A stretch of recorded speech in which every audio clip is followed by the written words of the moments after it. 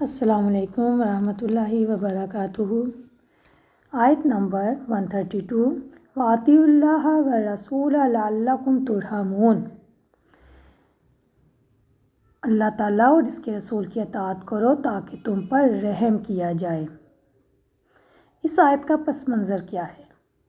ابن اسحاق رحمۃ اللہ علیہ کہتے ہیں اس آیت میں ان لوگوں پر ناراضگی کا اظہار کیا گیا ہے جنہوں نے رسول اللہ صلی اللہ علیہ وسلم کی نافرمانی کی تھی جس کا ان کو حکم دیا گیا تھا، اس دن کے لیے بھی اور اس کے علاوہ بھی۔ اللہ تعالیٰ نے اپنی رحمت کے لیے کس چیز کی شرط عائد کی ہے؟ اللہ تعالیٰ نے اپنی رحمت کے لیے اطاعت کی شرط عائد کی ہے کہ میری اور میرے رسول کی اطاعت کرو تاکہ تم پر رحم کیا جائے اور تاکہ تم نیک مومن بن جاؤ جن تک اللہ عز و جل کی رحمت پہنچتی ہے۔ اللہ تعالیٰ اور اس کے رسول کی اطاعت کے نتیجے میں پھر کیا فرمایا؟ لعلکم ترحمون، تم پر رحم کیا جائے۔ اطاعت کے ساتھ رحمت کے تعلق میں کیا حکمت پوشیدہ ہے؟ اب ہم یہ دیکھ لیتے ہیں۔ پیاری بہنوں، ایک مسلمان نے اللہ تعالیٰ اور رسول اکرم صلی اللہ علیہ وسلم کی اطاعت تو ہر حال میں کرنی ہے، لیکن سودی کاروبار سے روکنے کے بعد اوپر والی آیت میں سودی کاروبار سے روکا گیا اور یہاں پہ رحمت کا یقین دلایا جا رہا ہے، تو اس سے ہمیں کیا پتہ چلتا ہے؟ اس میں کیا حکمت ہے کہ اللہ اور رسول کی اطاعت ہی زندگی میں رحمت لاتی ہے۔ کسی بھی ایسے معاشرے میں جہاں سودی کاروبار ہو، اللہ تعالیٰ اور اس کے رسول صلی اللہ علیہ وسلم کی اطاعت ممکن نہیں رہتی۔ سود کھانے والے کے دل میں اللہ تعالیٰ کی اطاعت اور رسول اکرم صلی اللہ علیہ وسلم کا اطاعت کا جذبہ ہی باقی نہیں رہتا۔ اور یہاں پہ سودی کاروبار سے روکنے کے لیے یہ واضح کیا گیا ہے کہ اللہ تعالیٰ تم پر اپنی رحمت کر سکتا ہے اگر تم اطاعت کے طریقے پر آ جاؤ۔ اللہ تعالیٰ اور اس کے رسول اکرم صلی اللہ علیہ وسلم کی اطاعت کی صورت میں ہی انسان پر رحم کیا جا سکتا ہے۔ آیت نمبر 133 وَسَارِعُوا إِلَىٰ مَغْفِرَةٍ مِّن رَّبِّكُمْ وَجَنَّةٍ، اپنے رب کی مغفرت اور جنت کی طرف دوڑ لگاؤ۔ یعنی اللہ تعالیٰ نے جنت اور مغفرت کے لیے جلدی کرنے کا حکم کیوں دیا ہے؟ تو اس کا جواب یہ ہے کہ اللہ تعالیٰ نے ہلاکت اور بربادی سے بچنے کے لیے جنت اور مغفرت کے لیے جلدی کرنے کا حکم دیا ہے۔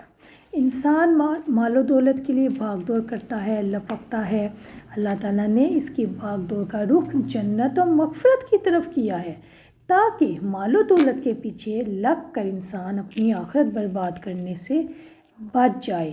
ساریو سے یہاں پہ مراد ہے کہ نیک اعمال میں جلدی کرو اور اس چیز کی طرف جلدی کرو جو مغفرت کا مستحق بنا دے۔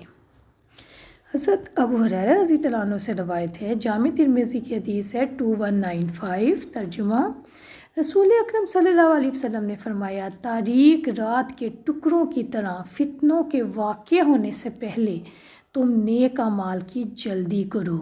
صبح کو آدمی ایماندار ہوگا اور شام کو کافر ہو جائے گا، اور شام کو ایماندار ہوگا اور صبح کو کافر ہو جائے گا۔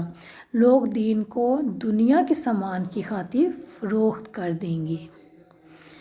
اللہ اکبر۔ ابو سردہ عقبہ بن حارث رضی اللہ عنہ کہتے ہیں کہ میں نے نبی اکرم صلی اللہ علیہ وسلم کے پیچھے مدینے میں عصر کی نماز پڑھی، بس آپ صلی اللہ علیہ وسلم نے سلام پھیرا اور نہایت تیزی سے اٹھ کھڑے ہوئے اور لوگوں کے درمیان سے گزرتے ہوئے اپنی بیویوں میں سے کسی کے حجرے کی طرف تشریف لے گئے۔ لوگ آپ صلی اللہ علیہ وسلم کی اس تیز رفتاری سے گھبرا گئے۔ تھوڑی دیر کے بعد آپ صلی اللہ علیہ وسلم واپس تشریف لائے تو دیکھا کہ لوگ آپ صلی اللہ علیہ وسلم کی اس تیز رفتاری پر تعجب کر رہے ہیں۔ آپ صلی اللہ علیہ وسلم نے فرمایا، مجھے یاد آیا کہ ہمارے پاس گھر میں سونے یا چاندی کی ڈلی کا کچھ حصہ تھا۔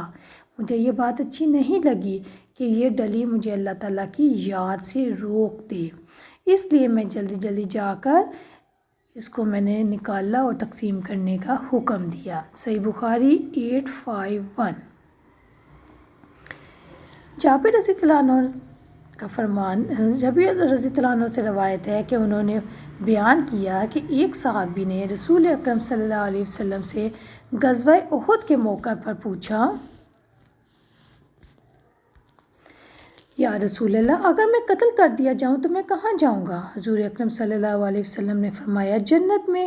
انہوں نے کھجور پھینک دی جو ان کے ہاتھ میں تھی اور لڑنے لگے یہاں تک کہ شہید ہو گئے اور کہنے لگے کہ اب میں جنت میں جا کے کھجور کھاؤں گا۔ سبحان اللہ، یہ ہے وساریو الی مغفرہ، مغفرت کی طرف دوڑو اور اپنے رب کی جنت کی طرف دوڑو۔ اللہ اکبر، کیا ہمارے اندر یہ جذبہ موجود ہے؟ یہ بخاری کی حدیث تھی 4046۔ حضرت انس رضی اللہ عنہ سے روایت ہے کہ رسول اکرم صلی اللہ علیہ وسلم نے غزوہ احد کے دن ایک تلوار لے کے فرمایا مجھ سے یہ تلوار کون لے گا؟ پس صحابہ کرام رضی اللہ عنہ نے اپنے ہاتھوں کو یہ کہتے ہوئے دراز کیا میں آپ صلی اللہ علیہ وسلم نے فرمایا اسے اس کا حق ادا کرنے کی شرط پہ کون لے گا؟ تو یہ سنتے ہی لوگ پیچھے ہٹ گئے۔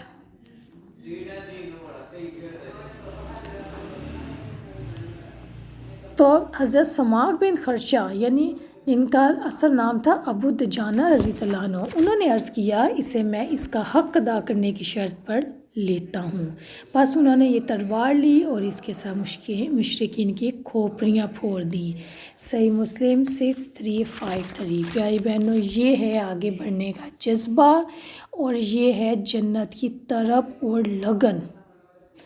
اللہ اکبر۔ اللہ تعالیٰ کے راستے پر چلنے کی بجائے چلنے کا بھی تو کہہ سکتے تھے، ساریوں کا لفظ کیوں آیا ہے؟ جلدی کرنے کا حکم کیوں آیا ہے؟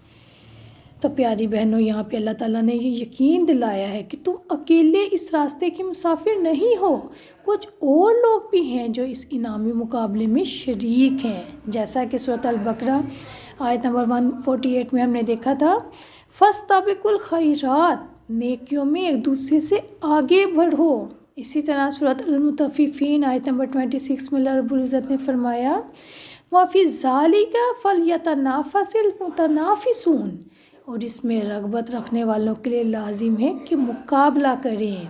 یعنی پیاری بہنوں، اللہ تعالیٰ نے مسابقت کا جذبہ پیدا کیا، مقابلے کا، کہ اتنے زبردست انعام کے لیے جلدی کرو تاکہ انعام کی حقدار بن جاؤ۔ اور اللہ تعالیٰ نے یہ بھی واضح کر دیا ہے کہ جنت یوں ہی نہیں مل جائے گی، اس کے لیے محنت اور مشقت اور بھاگ دوڑ کرنا ناگزیر ہے۔ رب کی مغفرت اور جنت کی طرف استغفار، توبہ اور اعمال صالح کے ساتھ دوڑو۔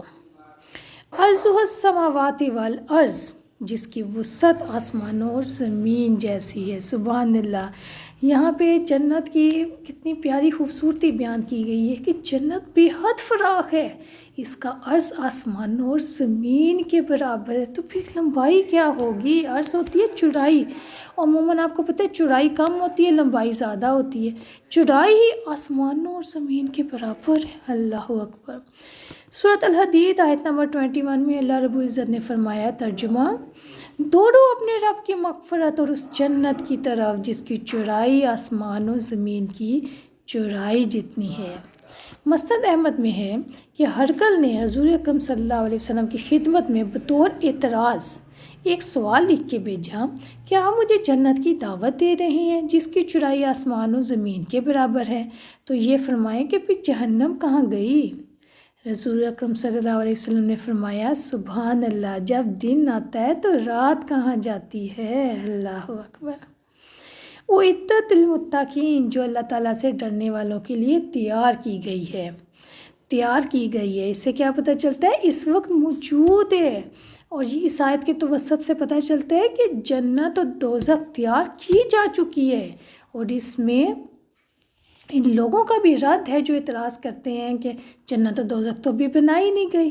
اس کا بھی جواب ہے، اللہ تعالیٰ سے ڈرنے والوں کے لیے متقی وہ ہے جو نہ واجب کو ترک کر کے اور نہ حرام کام انجام دے کے اللہ تعالیٰ کی نافرمانی کرتا ہے، اور اگر اس سے کوئی گناہ سرزد ہو جائے تو فوراً توبہ کر لیتے ہیں۔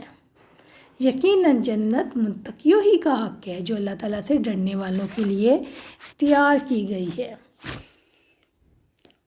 اب اصل چیز جو ہے وہ مومن کو جنت کے یقین کرنے کی ضرورت ہے، مومن کو اللہ تعالیٰ کے وعدوں پر یقین کرنے کی ضرورت ہے، مومنوں کو اللہ تعالیٰ کی آگ پر یقین کرنے کی ضرورت ہے، اللہ تعالیٰ کی رحمت کی امید کی ضرورت ہے، اور اس یقین کے ساتھ ہی انسان جنت کے راستے پر گامزن ہو سکتا ہے۔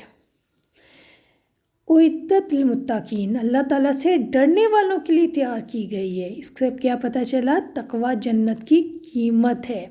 تقوی یعنی اللہ تعالیٰ کا حقیقی ڈر نفس کی وہ کیفیت ہے جس کے پیدا ہونے کی وجہ سے انسان مادی دنیا اور خواہشات میں گھرے رہنے کے باوجود اپنی آخرت کی فکر میں رہتا ہے، آخرت کے لیے بھاگ دوڑ کرتا ہے۔ حقیقت یہ ہے کہ اگر تقوی نہ ہو تو انسان اس دنیا سے آگے کی سوچ بھی نہیں سکتا۔ اس اعتبار سے تقوی ہی وہ قیمت ہے جس کو ادا کر کے انسان جنت کے راستوں پر چل سکتا ہے۔ اللہ تعالیٰ ہم سب کو جنت کے راستوں پر لے کے جائے اور جنت میں داخل فرمائے، آمین۔ السلام علیکم ورحمۃ اللہ وبرکاتہ۔ سبحانک اللہم و بحمدک، اشہد ان لا الہ الا انت، استغفرک و اتوب الیک۔